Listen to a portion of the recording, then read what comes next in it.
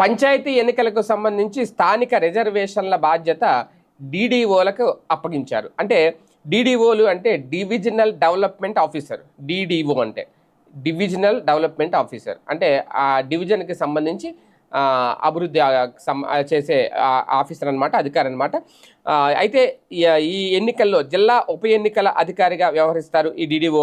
ఈ మేరకు రాష్ట్ర పంచాయతీరాజ్ చట్టం 1994లో త్వరలో సవరణ చేయబోతున్నారు. పంచాయతీ ఎన్నికల నిర్వహణను ఇప్పటివరకు ఆర్డీఓలు చూస్తున్నారు. పంచాయతీ రాజ్ అలాగే గ్రామీణాభివృద్ధి శాఖ కార్యక్రమాలపై డీడీఓలకు ప్రభుత్వం పలు అధికారాలు, బాధ్యతలు, విధులు కల్పించనుంది.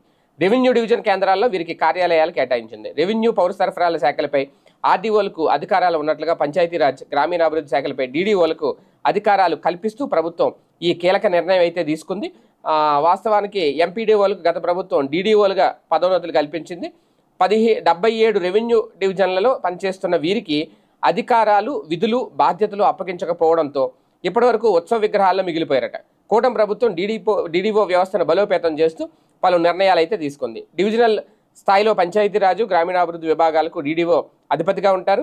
అభివృద్ధి కార్యక్రమాలపై సమన్వయం, పర్యవేక్షణ, సమీక్ష, కలెక్టర్ నియంత్రణలో బాధ్యతల నిర్వహణ, నెలలో 20 రోజులు క్షేత్రస్థాయి పర్యటనలు, ఎంపీడీఓల పనితీరుపై సమీక్ష, వార్షిక రహస్య నివేదికల తయారీ, పంచాయతీల్లో ఆడిట్ అభ్యంతరాలు, గ్రామీణాభివృద్ధి ప్రణాళికల అమలుపై సమీక్ష, పన్నులు, రుసుములు, వసూళ్లు పెరిగేలా చర్యలు, నెలలో కనీసం 3 పంచాయతీల్లో తనిఖీలు, ఉపాధి హామీ పథకం అమలు, సామాజిక తనిఖీల మస్టర్లపై తనిఖీలు, ఇవన్నీ కూడా డీడీఓల బాధ్యత అన్నమాట.